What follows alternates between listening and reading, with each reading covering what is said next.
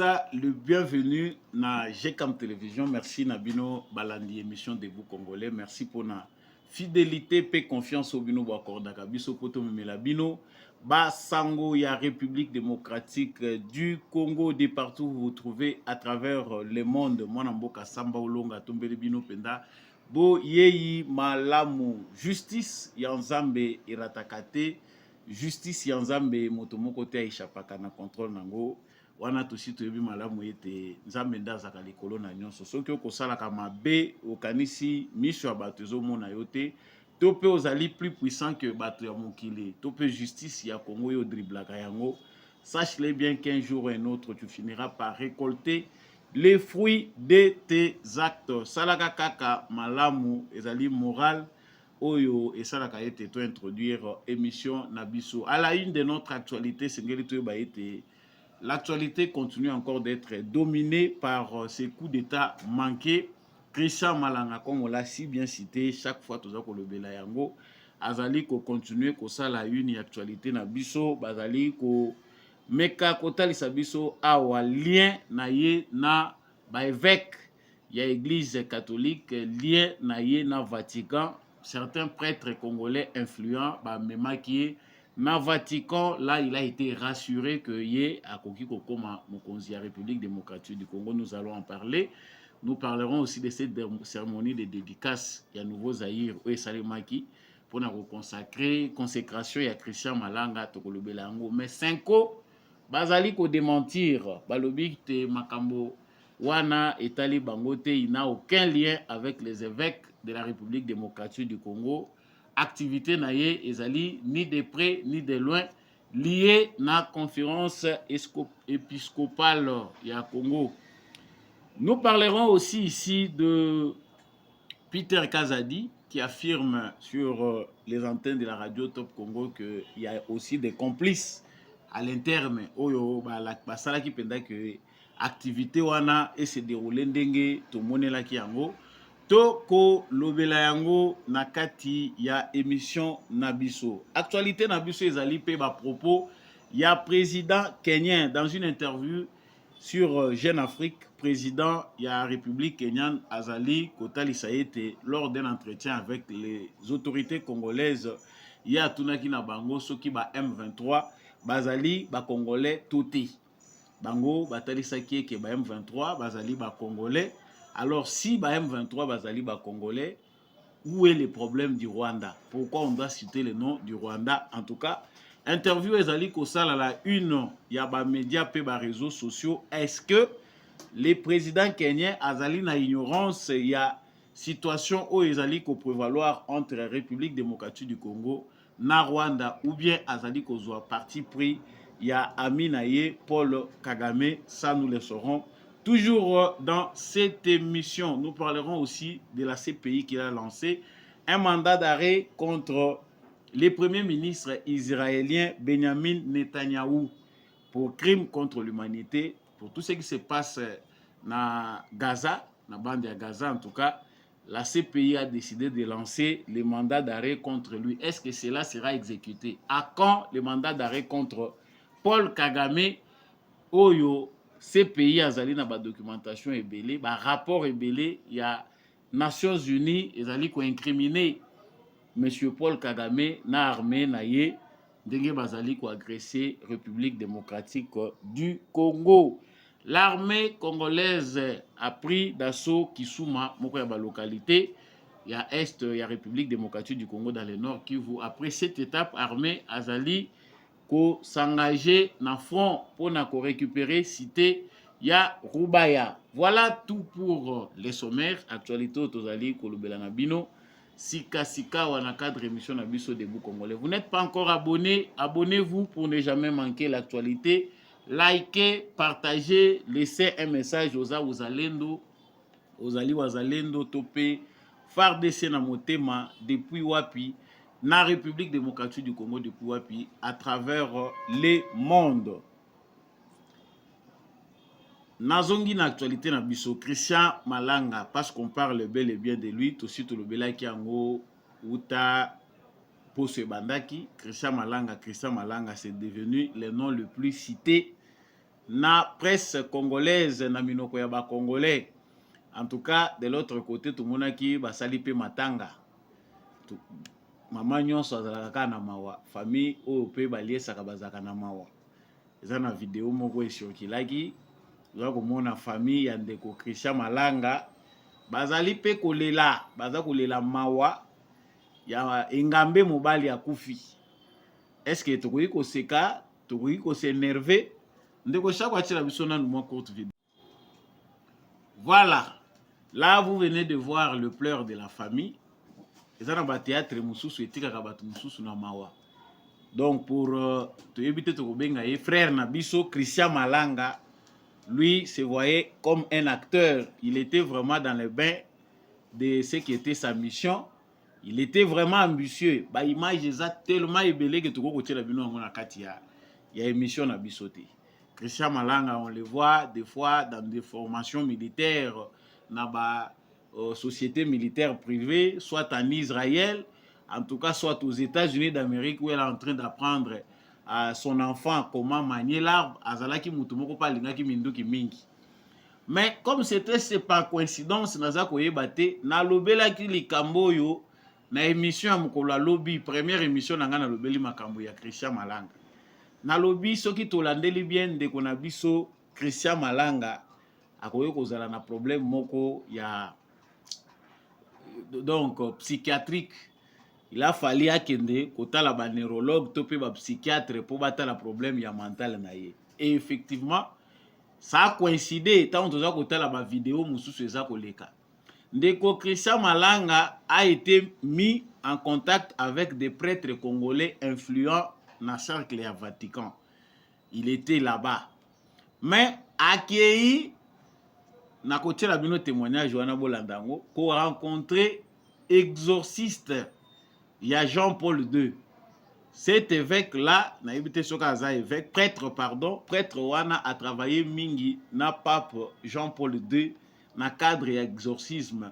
Ezali na ba spécialiste moko basango oyo l'église catholique bango musana bango ezalaka ko sala exorcisme, c'est-à-dire ko chasser ba mauvais esprit.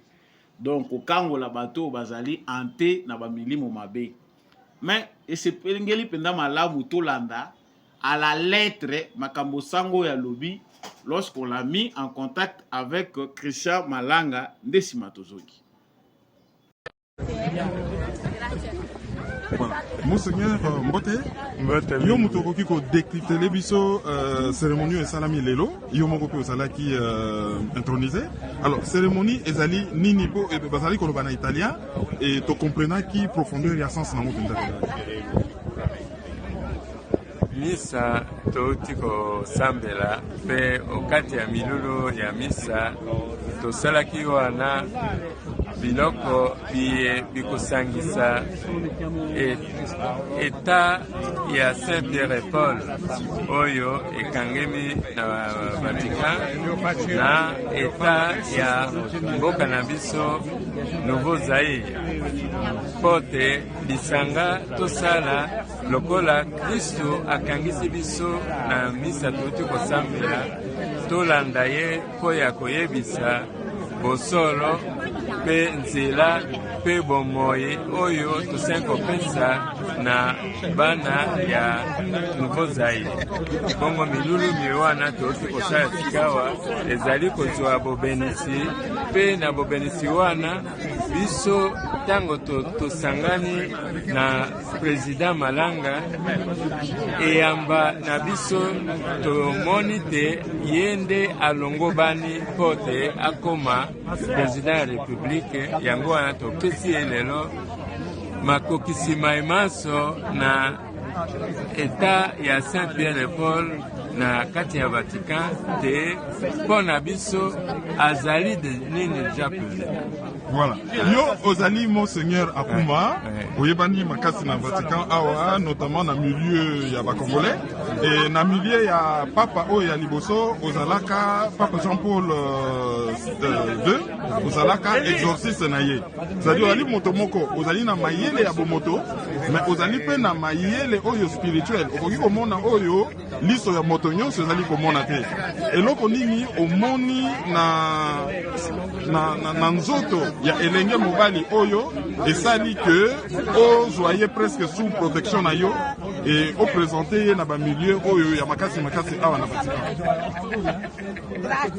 Bokutani biso na elenge oyo euti ezali mbuma ya sambo ngai nazali kokoba kosala tango na longwaki na Vatican nakei na mboka boko ya kosala makambo etali développement po totonga ekolo na biso kokoso oyo ngai nazwi kuna esali te toye kozonga makambo masalemi te sikawa batuni ngai te bongo makambo yango masuki be na nzela ya boto yo lokolo omona kozo omona ndenge nini ngai nalobi te mwinda moye mosaka ti tokenda kuna mpe tokomi awa tozongi awa mozali seko kopela bongo te nakosambela nde omeli mingi te nzambe akolukela biso moto akotindila biso moto oyo azali na makoki ya kokamba ekolo na biso na kokoso nyonso oyo azali na yango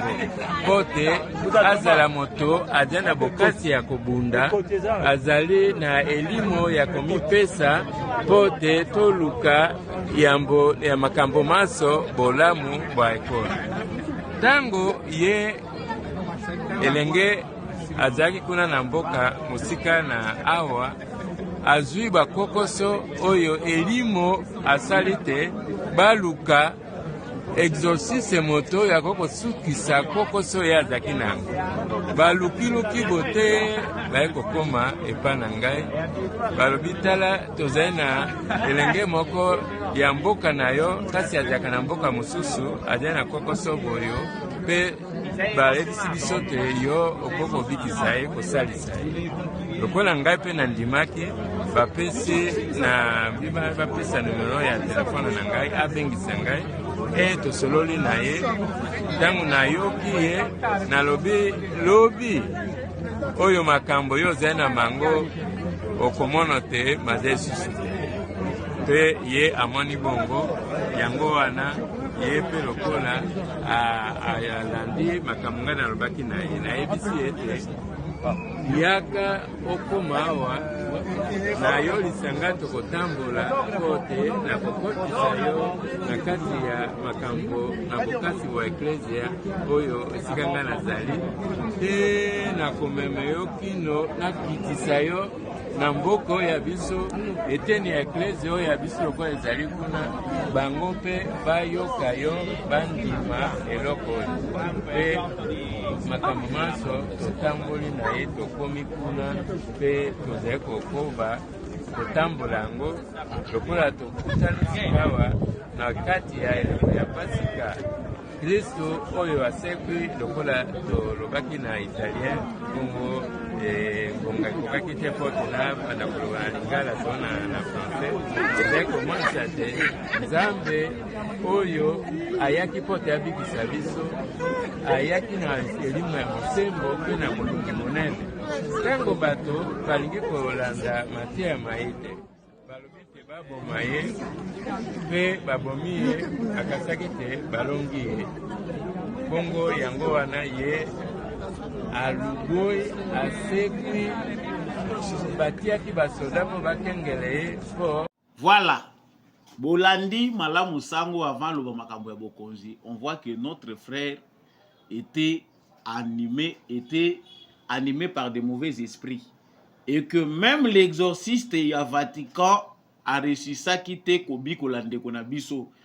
de fata toza kosala ba commentaire avant tokota na profondeur alikambu totala ndeko oyo folie nini ezwaki epo akomati na point oyo même s'il a eu le soutien de beaucoup de personnes bato wana bakokai kotala fragilité te oyo eza na esprit na ye. J'en ai parlé hier na lobi que ndeko wana soki totali ye malamu na ndenge amemi aventure na ye il y a un désordre na mental na ye désordre ezali penda makasi parce que soki totali makambo na ye ndenge amemeli yango on ne sent pas que même mutu azali civil ayebi ata ndenge babetaka lisasi te akokomema makambo ekomati na point wana. Il y a quelque part une fragilité dans son esprit mais awa sango aza kotalisa que bamemeli ye ndeko Malanga Christian, on l'a amené baye na ye parce qu'il avait des problèmes. Sango toza koyoka zoloba na kati ya video wana atalisi que batunde batiaki en contact na Christian Malanga parce qu'il avait des problèmes. Il a fallu que ye asalisa ye. C'est l'exorciste oyo Jean-Paul II atika na Vatican parce qu'il a travaillé avec Jean-Paul II comme prêtre exorciste. Bato bayebi bien ba prêtre exorciste musala na bango ezaka ko chasser. Soko oza hanté na ba démon, ba mauvais esprit baza ko tourmenter yo, il faut okende po bango bazalaka na pouvoir wana baza ba spécialiste ya kobenga nango. La question qu'on se pose, est-ce que notre exorciste oyo tolandi bien na kati ya video aresisaki kobenga na milimo mabe na kati ya ndeko na biso? On dirait que non, milimo mabe nde yango ememi ndeko na biso na liwa. Parce que c'est l'élément le plus important que les gens ignorent. Comment muto ya kozala boye? Biso toza komona ye toyoki kaka Christian Malanga, mais les réseaux étaient longs. Outre ba contact politique, il a eu aussi un agenda. Il y a ba contact religieux, batu ya franc-maçonnerie, batu ya catholique, ba politicien na États-Unis, na Pologne. Ça dit singa eza mulai moyen penda tokende eza te, mais ngai na se concentrer mingi na point oyo ya lelo tozongeli sujet oyo pona kolobela likambo ya ba démon oyo batungisi ndeko na biso.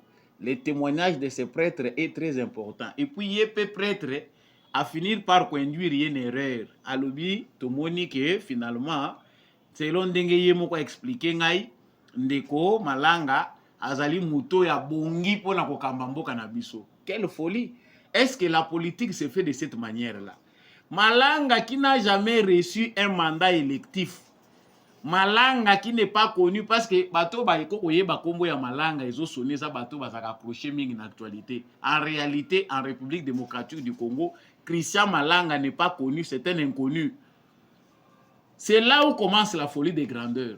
Même Mouto yaza tenté ya kosa la prise de pouvoir, asala kanano effort que baye. Dans quelle commune de la République démocratique du Congo on peut poser la question à 10 individus, même 3 bayebi sabiso ki bayebi Christian Malanga, bayebi était. La preuve, il a échoué aux élections de 2011, aux législatives. Ameka ki le sous-souté, sa seule ambition, vision, oya zalaki nango, ezalaki ki a accédé na pouvoir. Na manière ni, na manière ya liboma. Voilà pourquoi j'ai parlé que mokolo ya lobby, quand on a salé mission na lobby que to kondana kambango bango PPT ba service à sécurité na biso. Ezali pe na makambo esali maka par anticipation. Ça dit ba comprendre que mutu moko ya liboma ngasa la kumoko, mais pour décourager tout le monde, on laisse batiki pe faillite moko quelque part. Pour que total yango ndenge esali batu musu lelo bazo condamner pouvoir en place ba lobby, mais comment ça peut se passer? Est-ce que ce n'est pas un théâtre? Est-ce un théâtre traité? Bah, service à sécurité, c'est une réalité belé. Pour ceux qui peuvent voir, il a bien été piégé et à quoi il n'a besoin banaye moko. Le loba mama soki baza kolela. Ba lobi mwana na biso akeyi ngambe mobala ke. Yali sakape ba famille hein. Côté mususu ba yebi ateka ba cannabis, côté mususu ba yebi investisseur soki ya ba makambo ya or. Donc azana ba histoire belé. Tellement que l'ambition le qui est belé aza koyeba ko se concentrer ici comme côté milimo mabepe vendre kabisika désordre ezalaka. On a toutes les raisons que ndeko na biso azala hanté koto yo kombo nzambe na munoko koto makamozo sala na nzambe eza ko bala nati. Donc la cérémonie de dédicace du nouveau Zaïre avec la consécration de Christian Malanga ezalaki arnaque. On voit aussi que quelque part les évêques ou bien ba prêtre oyo ba parenaki ndeko na biso ba contribuer na liwa na ye. Yango ba congolais belé baza ko se poser question. On attend qu'un homme courageux, un garçon courageux vienne pour enfin finir la chose, prendre le pouvoir. Oyo show la zai ko lobeza kinde Christian Malanga, point d'interrogation. C'est-à-dire ici ba démon oyo ba dérangeaki ndeko na biso Christian Malanga bazali pe ko siéger na kati église catholique. ba évêque ba prêtre oyo ba yambaki Christian Malanga avant ça l'aventure à sali baza la base ya liwana ye. Moi je pense que la famille ceux qui bazalaki responsable ba kokaye ko déclarer moi na bango que azalaki déséquilibré mental. Dans ce cadre-là, on pouvait accepter leurs larmes. Ba pesibiso avec preuve à l'appui. On sent qu'il a été dérangé avant triste fin na ye. Ye ba utiliser parce qu'ils ont une ambition na ye. Comment ba mindele batu mwindu oyo Christian Malanga fréquenté ba arriver à comprendre que muto un esprit na ye désordre ezali. Mais on l'a accompagné ti na point azor koma esika oya komi.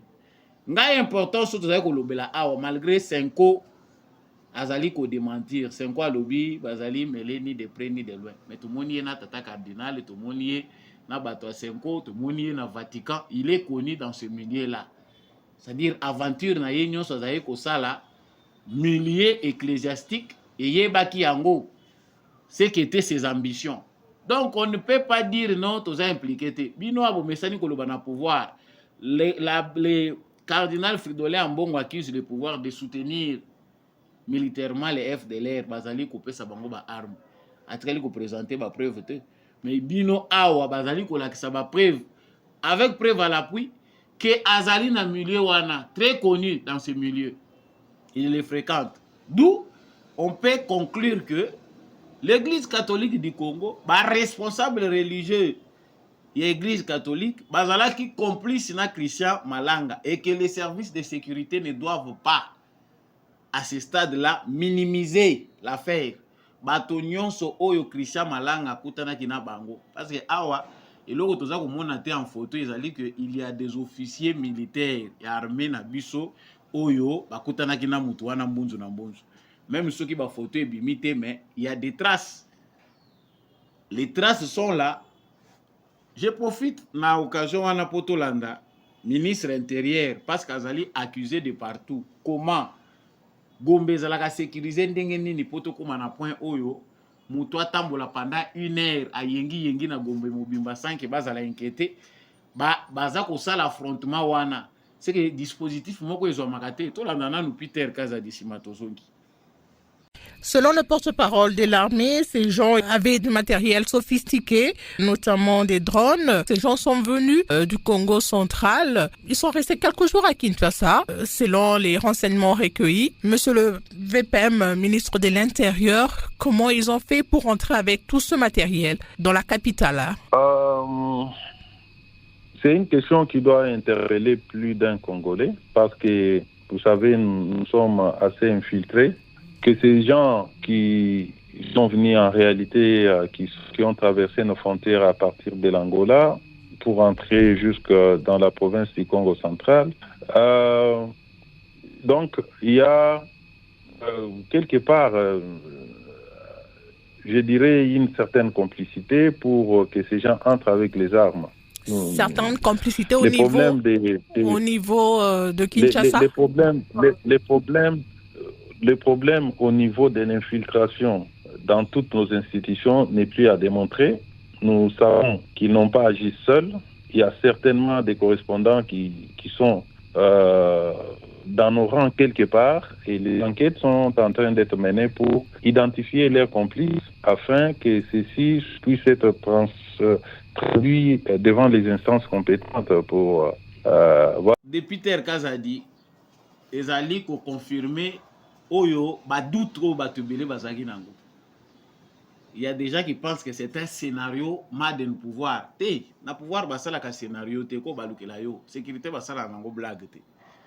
Pour les pouvoirs, tu koyi ko tshilobaki et loko ezaki awa, ezali qu'il paie hypothèse ezali que il pouvait être bien piégé pour bazoyer. Mais dans les sacs, ba comprendre que piste na yeza asala boye, ba piéger ye pour l'avoir. Na mouvement na ye. En sécurité aussi ça existe. Mais loko Peter Kazadi alobi ba suspect. En tout cas, azwa ki pe ba complice bazala ki à l'interne ou ba faciliter ki kasa le loko wana. Ah, nous attendons dans les prochains jours que ba complice wana ba yebana. Qui étaient ces complices? Sont-ils dans nos forces de sécurité bazali na kati armée na biso tout na la police na biso? Pourquoi Christian Malanga a été tué? C'est l'autre question qu'on se pose. est-ce que azalaki na moyen te ke bazwaye captif? Certaines sources rapportent que azwamaki vivant po tomoni azalaki na gilet par balle, mais tango place akoyi babeti masasi gilet eza lisusu te, c'est que balongolaki gilet babeti masasi. Pourquoi l'avoir tué si tôt alors qu'il pouvait être captivé? Ndenge bamususu pe bazwaki bango na maboko? Est-ce que c'était pour effacer certaines traces? Est-ce que ba force na biso à sécurité, est-ce que renseignement militaire na biso bakoki koya ko rendre ba congolais ba compte pour na kopesa biso transparence sur banquette ou ezali mené na dossier wana? Parce que ba congolais belé doute ezali ko persister si réellement muto asali ko ya boye, il y a eu complicité. Comment il a quitté ba Congo à traverser ndenge nini pour atambola ville oyo mobimba akende pa Kamere à s'affronter kune pa Kamere a to ko lobawa batu ya Kamere et comme sujet na bango Vital Kamere balingaki ba assassiner ye balongwe na makambo ya constitution bango bazali ko combattre bakoti dossier ya Vital Kamere. Ça nous y reviendrons avec force, mais l'important c'est la sécurité du pays.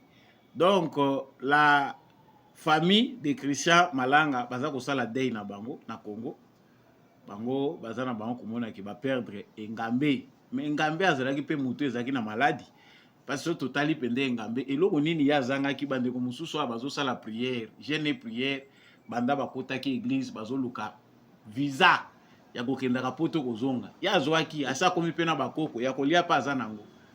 Il pouvait s'efforcer même de devenir candidat député national, aller encore plus loin. Mais sa folie l'a poussé dans une aventure où Yakoufi bêtement Liwaya Bosenzi. C'est pour montrer à nos autres frères qui vivent dans les fantasmes au sein de la diaspora. Yo ke ipoto vandina batu baza civilisé. Non, logiquement, il faut influencer la société oyo vandi. Au moins la biloko bonge sali makana bamboka wana.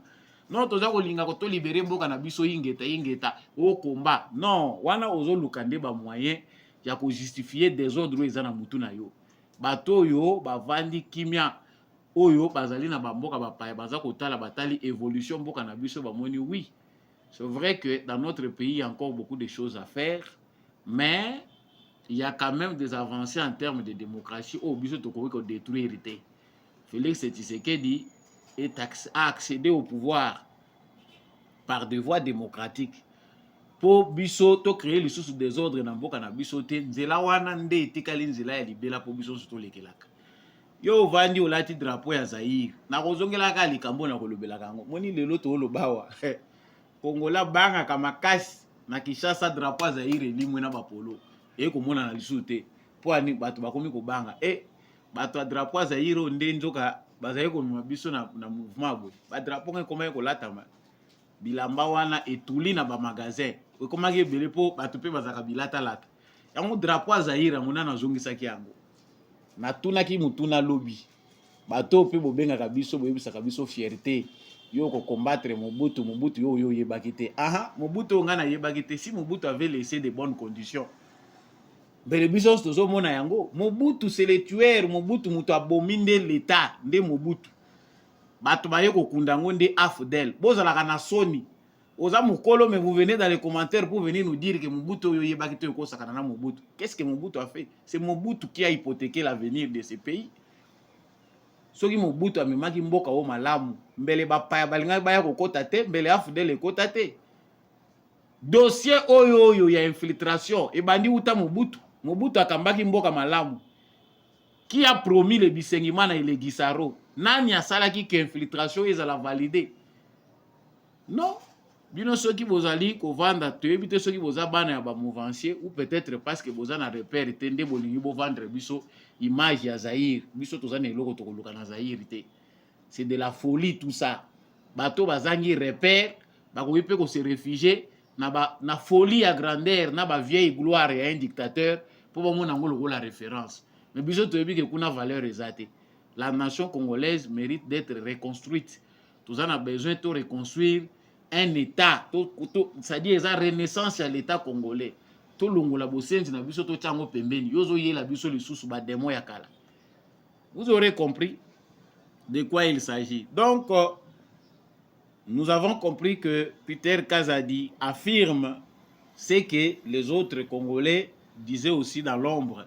que makambo ezali sérieux te, il faut kolandela bato ebele ya biso eza koloba makambo yo epesa biso mayele président de la République garant du bon fonctionnement des institutions commandant suprême des forces armées asosola ete appareil sécuritaire eza ballon de CT bato oyo baza kosakana na sécurité ya mboka il faut kotia bango mopanzi na sécurité basakanaka te bamakambo mosusu tokoki kolobela awa eza mpe légèreté ya baservice na biso ya sécurité baza kokanga mutu baza kobrutalize ye mosusu azofilme po atiela biso yango na réseaux sociaux qui filme un militaire bamilitaire na biso il faut koinsister sur usage ya technologie ya lelo téléphone portable bamilitaire na biso ebele nano bacomprendre te ke dans le cadre ya professionnalisme na armée militaire azaka bifilma te mpe bipiblia te yo okei na théâtre ya opération place batindi bino bokende kodemantele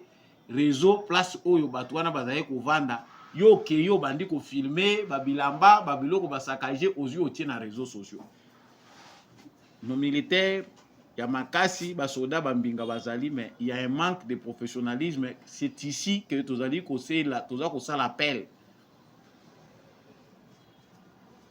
na état-major ya armée na biso chef d'état-major ya armée congolaise général Christian Chiwewe ya kosala formation na militaire oyo nanu maîtriser malamu te usage avec professionnalisme ya réseaux sociaux militaire na lieu oyo yake ko mener opération aza ko filmer aza ko boaka na réseaux sociaux n'importe quoi des informations qui peuvent même compromettre mission yake ko sala ezali pasi sango ya mibale tokolobela wa ezali ba propos bokolanda sikawa président kenyan na interview moko sur Jeune Afrique a confirmé makambo yo ozali kolanda tolanda. As heads of state in a meeting we asked M23 the people in there are they Rwandese or they are Congolese, and DRC said these are Congolese. End of question. So if these are Congolese, how does it become a Rwanda problem?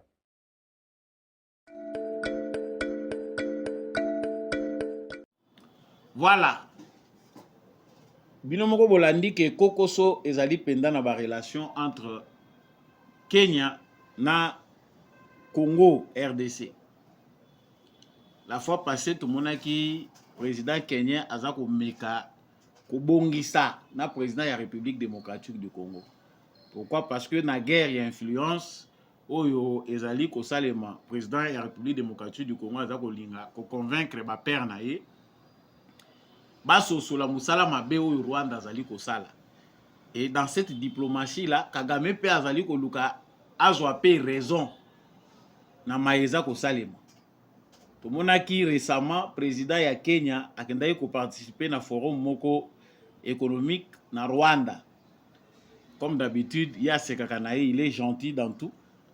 Mais sauf que gentillesse na ye la vérité. Na ba propos bauti kolanda président kenyan na interview azali kotalisa que ezalaki na réunion moko parce que biso to maîtriser réunion wana te c'est lui qui était bango bayokaki batunaki motuna na délégation congolaise soki ba M23 bazali ba congolais.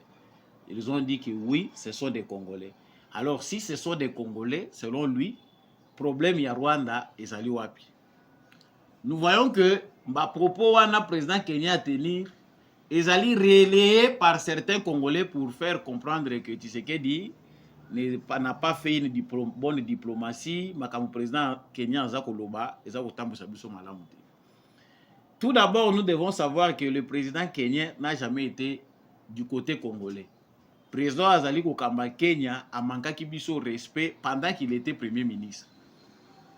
Na Congo, Atangomba Azalaki te. Ngai na suggéré que le président Félix Tshisekedi réponse diplomatique el ngaki ezalaki to louer ata ferme moko ya ndeko moko ya boko la Bangombe quelque part. Soki président ya Kenya ye to yambie na kati ya ferme ya Bangombe à comprendre que au Congo il y a aussi des gens peu importe l'insécurité, mais ils ont bateau et baboko la kapengombe ya miliki nangombo babomaka parce qu'il était sous-informé.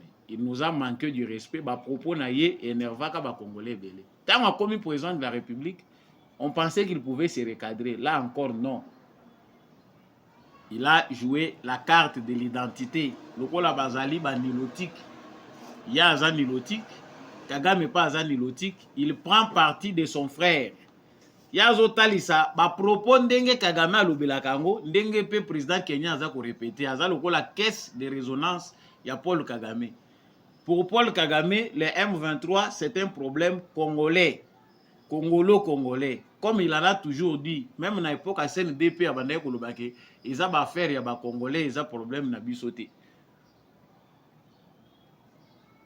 Lui dit que le Balobi M23 ils ont congolais. Le Rwanda est épargné. Mais est-ce que le rapport des Nations Unies pression sur la communauté internationale na Rwanda pour retirer les troupes na Congo? Le président kenyan est sous-informé.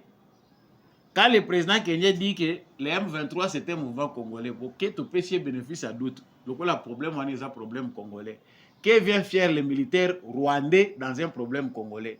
Si les M23 sont congolais et que c'est une affaire congolaise, les militaires rwandais, les congolais, on sent que le raisonnement du président kenyan est illogique parce qu'il réfléchit par procuration. Moutaza pour prêter un argument, c'est Paul Kagame. Donc lui n'a pas le temps lui-même de prendre sa position par rapport à un problème à l'est de la République démocratique du Congo. Il souhaite prendre parti pour Paul Kagame. Voilà pourquoi la mission de l'EAC en RDC a échoué. Le président kenyan a pris parti pour Kagame. Au lieu d'aller dans la même logique que son prédécesseur Uhuru Kenyatta, il a se plaindre que Atambola na ligne à Kagame. Et nous, Congolais, si on l'est réellement, le président Kenyatta, on sait déjà qu'il prend parti dans Makambuya Kagame. Lui ne peut répondre que de cette manière-là. Pour lui, Kagame a raison, le Congo a tort, et ça se voit dans son comportement. Des questions de l'autorité congolaise. C'est maintenant que les Congolais doivent réfléchir. La guerre que menée contre Kagame, ba contour économique. Quand on parle awa na Kenya, ba banque na biso ya Congo, Musala Kabila sa atike la biso awa. Ba banque awa les principales banques oyo ba banque commerciale eza kotambola na maboko ya ba Kenyan. Mbongo eza ko tourner bakangi bango balingi babimisa 8 millions na ndenge ya mafia. Bakangi bango basali soki 3 semaines soki combien de jours basalaki na demia banda bakangaki bango. Gouvernement ya mboka na bango intervenir, ba suspendre même ba vol ya Kenya Airways vers Congo. Pourquoi? C'est pour faire pression pour que le gouvernement de Kinshasa atika ba agent na bango au bazala qui arrêté. Nous-mêmes, nous devons comprendre la faiblesse de notre État. Pour les gouvernements congolais, après maintes analyses, après pression, il y a un manque à gagner. Bisonde Moutouto perdre, va finir par libérer Batouana. Normalement, logiquement, il fallait passer à la prison. Mais Kenya Airways, na gouvernement kenyan, ils n'ont pas commencé par vouloir venir pour négocier. Baya ko luka ndenge nini, bakoki ko se racheter, ils ont commencé par faire pression. Et à cette pression, le gouvernement congolais a répondu, batiki bango. Après, baya ko tinda ministre na bango, délégation à premier ministre na bango na ba ministre mususu po baya ko solo la makambo wana. Awa toko loba ba congolais belé ba koloba toza ko tia makelele, mais nous nous entretuons biso nyonso ba congolais. Qu'est-ce qui manque aux Congolais de faire aussi leur propre banque? Ba congolais pour investir na ba banque. Biso moko to sala ba banque ou eza proprement congolaise, to longwa na boumbu ya un pays comme le Kenya. Ezo senga nini? Les Congolais détournent les millions bazo kende ko tika ngo libanda ya mboka pour acheter des appartements libanda kotonga banda ku libanda ya mboka. Des millions de dollars. Mais pour créer une banque commerciale, pour créer ma banque à Congo, ils ont aussi gagné na Congolais. Il n'y a pas d'amour. Et puis, même si les Congolais ont les moyens, ils veulent créer des banques, il y aura d'autres Congolais qui vont mettre les roues, les bâtons dans les roues. Bakocha ba croque en jambe, bakolingate que ba Congolais va créer ma banque. Malamu ils ont créé na ba étranger. Ça, c'est un défi à relever pour l'État congolais et pour les Congolais eux-mêmes. Toko chamunoko. Mais guerre toza ko mener ba obundisa biso na aspect nyonso. Ezaka ka aspect militaire te FARDC babunda, l'aspect aussi économique. Pourquoi nous n'organisons pas? Pourquoi nous toza ko organiser makambo na biso te? Pourquoi ça ne marche pas? Parce qu'au Congo, les gens pensent que c'est facile ba ko sala bino ke yo moko sala we sengelo sala. Et quand il y a échec, il faut que tu aies un mapeka ya mutu. Bangonde mutu ba ko sala, biso to ko sala boete. Au moins le Rwanda a un allié solide, allié au allié côté Kabangote, c'est le Kenya, le président kenyan Ruto Ponaye azali ko comprendre que ses intérêts sont au Rwanda. Pendant qu'ils sont en train de bénéficier, qu'il y a des Kenyans qui investissent au Congo, des opérateurs économiques kenyans basés au Congo, la politique du Kenya se tourne vers le Rwanda. Donc, ce qui totalise sur le plan logique, entre les Kenyans, entre la RDC et le Rwanda, les Kenyans devaient choisir quel pays par rapport aux intérêts. C'est la République démocratique du Congo. Place au investissement na bango ebele ezako kende. Mais politique, il y a président Kenya ezako sala ke Kenya pona na ye Rwanda, parce qu'ils savent que dans la déstabilisation de l'Est de la République démocratique du Congo, les Kenya tirent parti, Rwanda zako zwa. Biso toto sana biso maître na biso Kagame. Nous aurons compris que nous avons un désordre, que biso moko esengeli tocha ordre na makambo na biso pour que les choses changent. D'où le propos du président kenyan dans cette interview sur Jeune Afrique, Ezali Yakoka Moussate, Azali porte-parole, Azali, qu'est-ce qu'il y a résonance, il y a Paul Kagame, et ses propos sont naturels. On sait déjà là où se trouvent ses intérêts. Pendant ce temps, la CPI a lancé un mandat d'arrêt contre le premier ministre israélien, Benjamin Netanyahu. Tant on a tali information, la bête qui a un caralobi na zongeli a lelo. Na moni que ezali pasi pour na Nations Unies, pour na Cour pénale internationale, la structure oyo ezali prise en otage par les Occidentaux, ezali sous son valeur était na mission mokili. Après avoir lancé un mandat d'arrêt contre le président russe, c'est au tour du président et du premier ministre israélien Benjamin Netanyahu. Est-ce que la CPI a encore cette influence? Parviendront-ils à arrêter le premier ministre israélien? La carte politique nous montre que c'est impossible. Les États-Unis qui condamnent Israël pour les crimes qu'ils commettent ne sont pas capables de stopper leur soutien à Israël. Bien que, à un moment, mais ils soutiennent. Ils étaient les premiers à envoyer des milliards. Ils le font toujours. Bapesi bango na armement balobi eza pour la sécurité na bango. Tant ba utiliser bibundelo bango bapesa ki bango, ils disent voilà, c'est des crimes. Mais bo pesa ki bibundeli pour ça la nango nini. Eza ki pour commettre nango ba crime. Maintenant, politique à 2 poids 2 mesures au président na biso alobelaki. Yango toza ko vivre yango en live. Mandat d'arrêt contre Benjamin Netanyahu. Ye au moins kuto aza puissant. Pour avoir beau simba ye, il faut États-Unis décider que beau simba ye. Ils sont puissants. Bazana bambongo na bango moyen ba simba bango ezate. Oyo aza faible à l'est de la République démocratique du Congo, Paul Kagame. On ne parle pas. Et loko moko eza ko sale maté. Et loko moko eza ko sale maté baza ko toucher yete. Mais on va vite sauter Benjamin Netanyahu. Chers Congolais, c'est révoltant. Nous devons comprendre que Mokilo biso toza ko tambola ni Nations Unies ekoye la biso paix ni aucun pays ba pays nyonso toza ko ta la diplomatie nga na sina lobato tike la Félix Tshisekedi a ça la diplomatie au nom des Congolais. Les Congolais doivent faire leur part. Par na biso ezali ga continuer ko za la mobiliser. Ceux qui ba Congolais le loba tomboki ba lobi ki etolingi komona batwana lisu na mboka na biso te. À moins qu'il faut à la Peter Kazadi pour le baki bobi makalisu na balabala te bozo chamboka na insécurité. Mais nous savons que c'est la seule voie par laquelle batouana bakoyi ko respecter biso. Nabosu ici armée ya République démocratique du Congo et l'embité na front. Donc moment tozali koloba na Kisuma toujours dans les Rutshuru l'armée congolaise ba botoli yango na maboko ya ba terroristes et armée rwandaise. Et c'est pour plusieurs villages encore où l'armée n'a continuer à récupérer des mains de l'ennemi.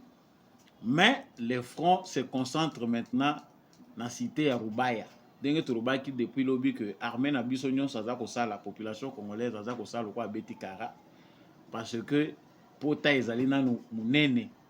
Tant que pota wana kozala cicatriser to récupérer cité oyo munene ya Rubaya. En tout cas, mitema na biso nanu ekiti te.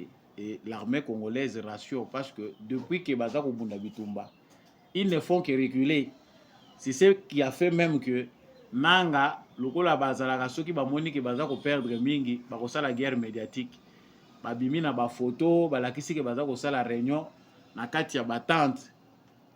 En chaume bazako sala ba réunion na bango balakisi ke non, ils sont prêts à réagir. Wana yeba ke bazako subir frappe. Bakolinga balakisa ke baza fort na ba photo bazali ko publier na ba réseaux sociaux na ba campagne médiatique bazo sala. L'important pour nous, ce n'est pas la distraction de Christian Malanga.